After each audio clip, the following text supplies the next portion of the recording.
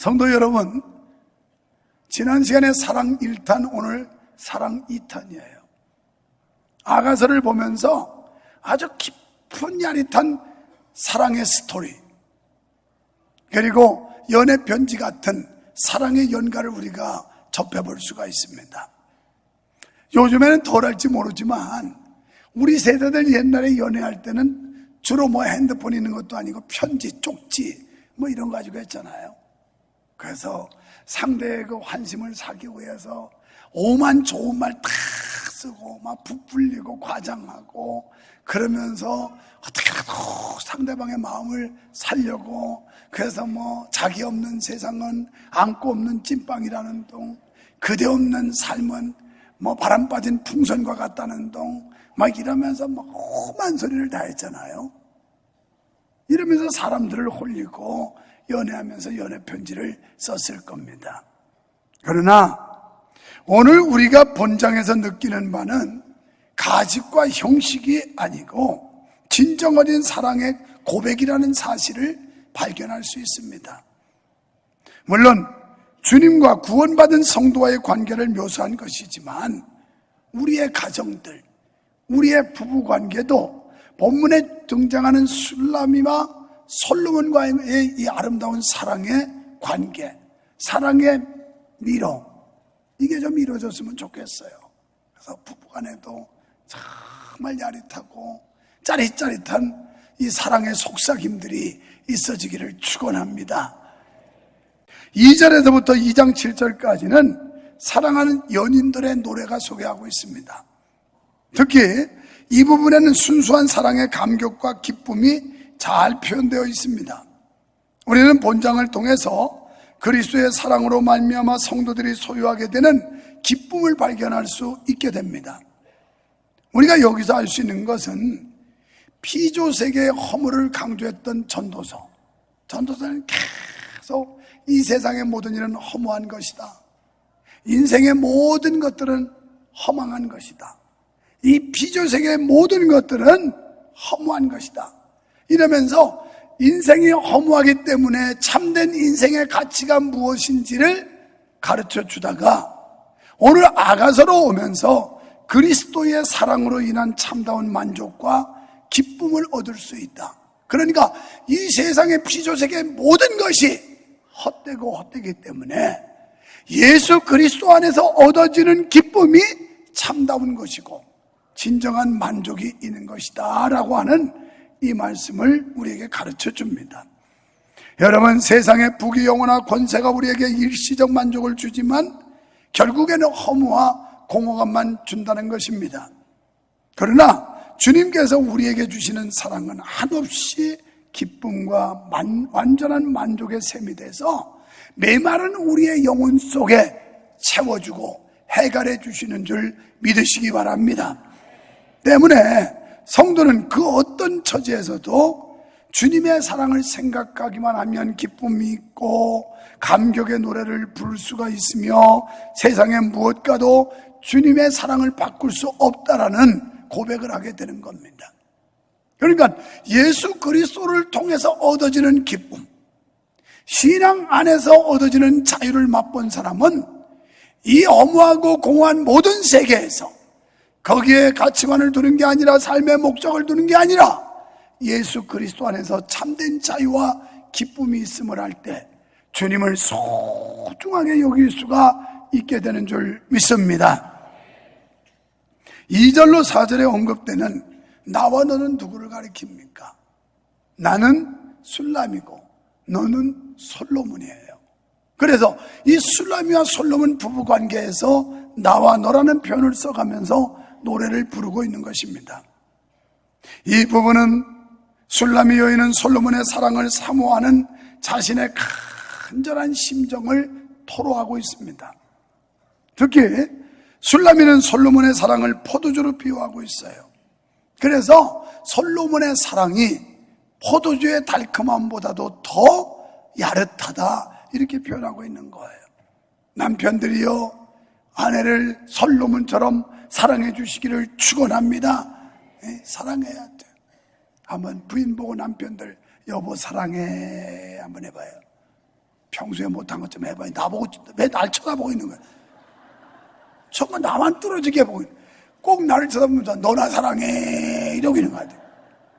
부부간에 남편이 아내에게 여보 사랑해 하는 고백.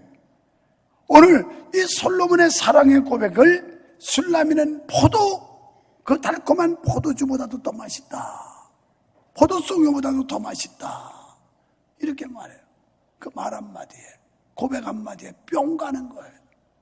여러분, 내가 보니까 뭐 돈이 많은 것 같지도 않은데 넉넉하지도 않은 삶 속에서 뭘 가지고 여러분 부부간에 만족을 주고 기쁨을 줄 수 있겠습니까? 그것은 바로 표현, 말이라는 거예요. 말, 사랑의 표현. 오늘 솔로몬이 이렇게 아름다운 사랑의 노래를 가지고 표현한 것처럼 결국 부부간에는 대화를 통해서 깊어지는 거고 사랑의 대화를 통해서 더 친해지는 거고, 그래서 자기 남편 솔로몬이 하는 말이 포도주 맛보다 더 좋다, 달콤한 포도송이보다 더 달달한 거예요. 이런 표현을 묘사하고 있어요. 여러분, 사랑이란 모든 삶의 기쁨과 풍요, 활력을 불어넣습니다. 우리가 사랑한다는 건 복 있는 거예요. 사랑한다는 건 내 자신에 유익한 거예요. 사랑하는데 풍요가 있어요. 부부간에도 사랑할 때 풍요가 있어요. 가정에도 사랑할 때 거기에 풍성한 은혜가 있어요. 그리고 활력이 있습니다. 사랑할 때 활력이 있어요. 여러분, 남을 미워해 보세요. 활력이 떨어집니다. 우리가 이 사랑을 하려면 감사가 있어야 돼요. 여러분이 감사하는 마음이 있으면 사랑하지만 불평하는 마음이 있으면 사랑 못해요. 사랑 못해요. 그래서 이 사랑이라고 하는 건 절대적인데, 우리가 가정을 이루고 부부관계를 가지며 그리고 이 교회 공동체 속에서도 사랑이라는 요소가 얼마나 중요한지 몰라요. 사실 팔레스틴에 있어서 포도주는 풍요의 상징이며 기쁨과 활력을 가져다 주는 것으로 간주됐습니다. 이런 면에서 예수님께서 주시는 사랑의 기쁨이 세상 무엇과도 비교할 수 없는 줄 믿습니다. 그래서 그러므로 시편 4편 7절에 보니까 시인은 주께서 내 마음에 두신 기쁨을 저희의 곡식과 새 포도주에 풍성할 때보다 더하나이다. 그러니까 주님을 만나서 주님으로 인하여 내 마음에 얻어진 기쁨은, 이건 곡식과 새 포도주에 풍성할 때보다 나는 더 행복하다. 그러니까 돈이 많은 것보다, 사회적 지위가 높은 것보다, 인물이 잘난 것보다 주님 만나고 얻어지는 그 기쁨이 더 크다는 거예요. 오늘 이런 은혜를 맛보고 돌아가시기를 축원합니다. 그게 천국을 소망하는 사람들의 삶이요 마음가짐 아니겠어요? 5절에서 게달의 장막이라고 언급된 건 술라미 여인이 비록 자신의 피부가 햇빛에 그을려서 시커멓게 되었지만 여전히 내 내적인 아름다움은 잃지 않았다는 고백이에요. 겉보기에는 시커매서 피부 관리가 안 됐지만 속의 그 아름다움은 여전히 지니고 있다. 이런 고백입니다. 그래서 게달의 장막과 솔로몬의 휘장은 서로 대조적이지만 술라미 여인의 검게 탄 피부와 뛰어난 아름다움을 아름답게 표현하고 있는 겁니다. 여러분, 5절 6절에서 주는 교훈은 술라미 여인은 자기 오빠들에 의해 포도원에 일하도록 요구를 받았기 때문에 다른 처녀들처럼 집안에서 몸매를 가꾸거나 피부를 관리할 수 있는 여가가 없었더라는 거예요. 그래서 그녀는 따가운 햇볕에 피부를 검게 그을 수밖에 없지만 자신의 내적 아름다움이나 그리고 본연의 미모는 여전함으로 결코 자신을 무시하지 말도록 호소하고 있는 거예요. 내 속사람, 나의 마음의 아름다움은 여전히 변함이 없고 지니고 있다는 거예요. 겉은 이렇게 시커멓게 거슬렀지만. 또 6절 끝부분에 나의 포도원은 내가 지키지 못하였구나 이렇게 노래해요. 이 말은 술라미 여인이 검게 탄 자기 피부를 안타까워하면서 어찌하여 그렇게 되었는지에 대한 해명입니다. 그러므로 이 기절은 포도원은 그의 얼굴이나 피부를 은유적으로 표현하는 그런 내용입니다. 그러니까 따가운 햇볕 아래서 자기 가족들의 포도원을 돌아봐야 했기 때문에 정작 자기의 포도원, 그러니까 자기 얼굴과 피부는 관리하지를 못했구나, 이렇게 노래하는 거예요. 오빠들로 하여금 포도원에 나가서 일하라는 명령을 받고 가족의 포도원을 관리하다 보니까 정작 내 포도원, 내 얼굴은 관리할 수가 없었고, 그리고 내 피부는 관리할 수가 없었구나, 이렇게 노래하는 거예요. 얼마나 아름다운 마음일까요? 우리는 보통 자기 관리하기, 자기 몸축이 바쁘잖아요. 남을 위해서 배려하기보다는. 오늘 최소한 그리스도의 정신은 나보다 남을 먼저 배려하고 다른 사람을 돌보고 헌신하는 일, 이것을 우리가 기쁨으로 하는 것, 이게 그리스도인들의 자세요, 예수를 만난 사람들의 생각이라 이 말입니다.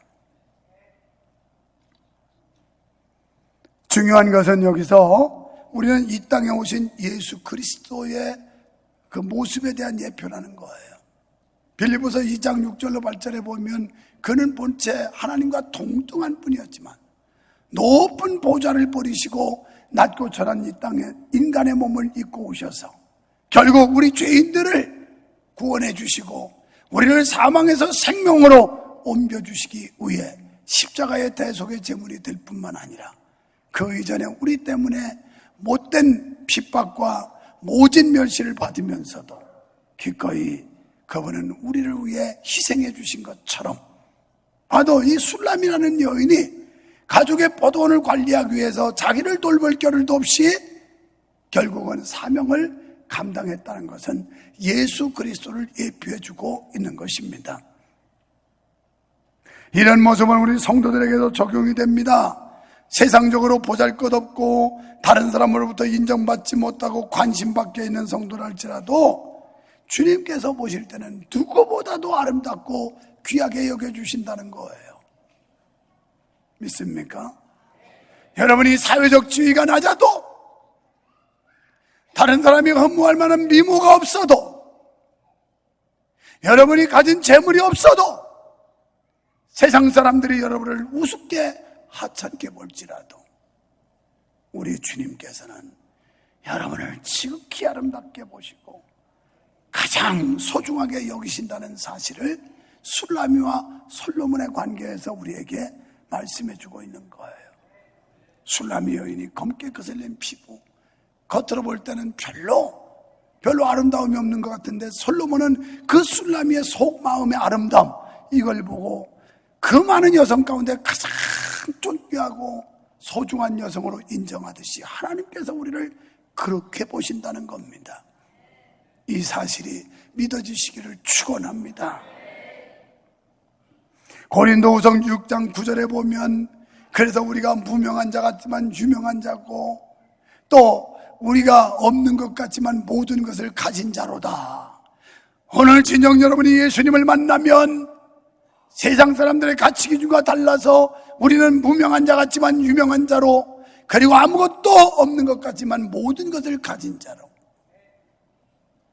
예수 그리스도를 소유한 사람은 이런 마음과 정신 가지고 삶을 살아갈 수가 있습니다. 여러분, 성도가 사람들로부터 인정받는다는 것이 쉽지 않습니다. 우리는 사람들에게 인정을 받아야 됩니다. 그러나 사람들에게는 인정을 받지만 하나님 앞에는 인정받지 못하고 있는 건 아닐까요? 사람에게 인정받지만 하나님께 인정받지 못한다면 이것은 옳지 않습니다.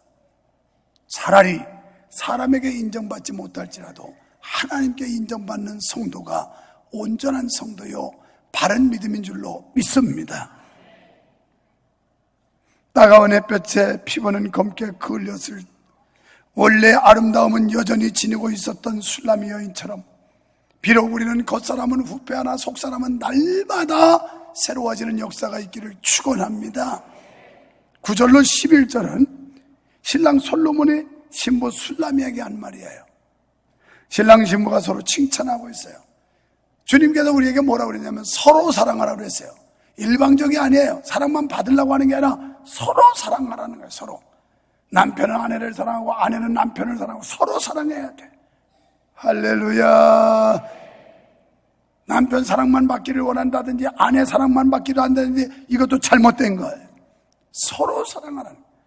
여러분은 목사 사랑만 받기를 원하지 목사는 안 사랑하면 이것도 잘못된 거예요. 서로 사랑해야 돼요. 목사는 여러분을 사랑하고 여러분은 목사를 사랑해 줘야 된단 말이에요. 하나님께 우리가 엄청난 사랑을 받은 만큼 우리도 하나님을 뜨겁게 사랑해야 된다는 거예요. 여러 가지 비유를 들어가면서 최대한 칭찬하고 또 기뻐하고 있습니다. 신랑은 신부를 바로의 준마로 비유했고 신부는 신랑을 엔게디 포도원의 고베라에 비교하고 있어요. 이는 그만큼 귀하고 사랑스러우며 향기롭고 보배롭다는 뜻이에요. 서로 귀히 여겼어요. 그리고 보배롭게 여겼어요. 남편은 아내를 보배롭게 여기고 아내는 남편을 귀하게 여기고 이게 정상이에요. 하나님은 우리를 보배롭게 여기셨고 우리는 하나님을 귀하게 섬겨야 되고 할렐루야.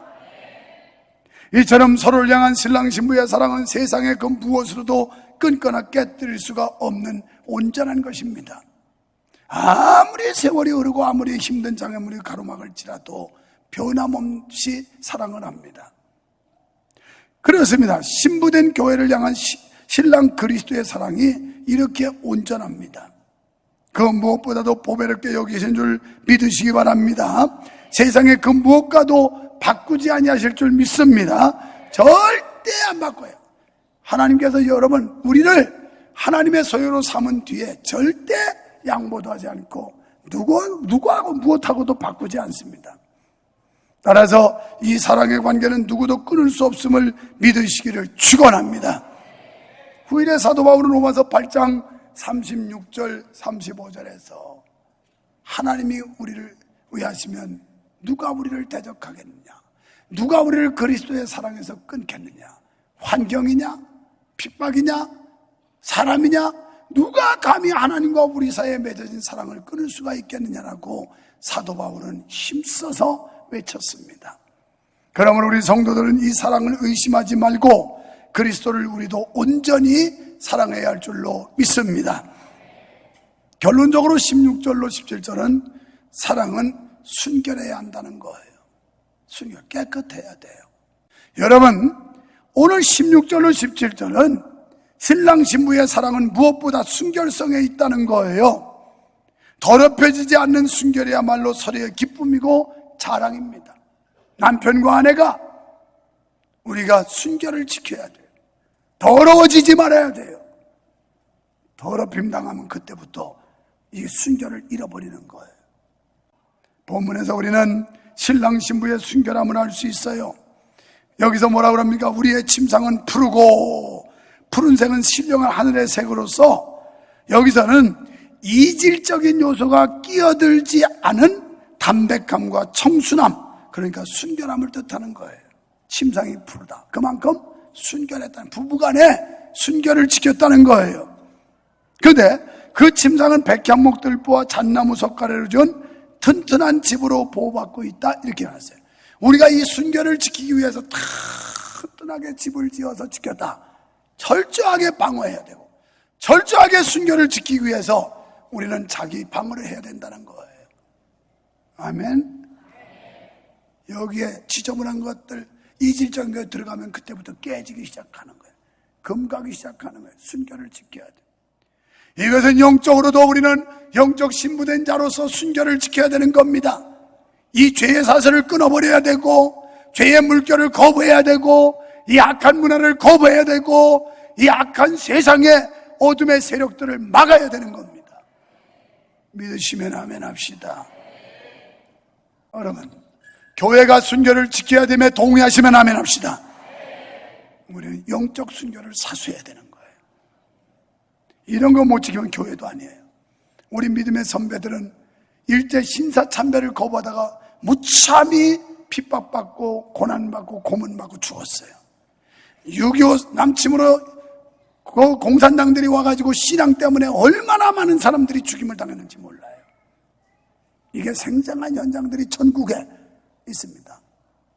일제되는 제암리 교회, 그리고 6.25 때는 저 영광에 가면 염산교회, 그리고 신안에 가면 정독교회 등등에 가면 얼마나 많은 사람들이 공산당들한테 무참하게 학살되는지 몰라요. 그렇습니다. 신랑 신부의 순결은 오직 독점적인 것으로 어느 누구도 끼어들면 안 돼요. 부부의 관계에 누가 끼어들어도 안 되는 거 아니겠어요?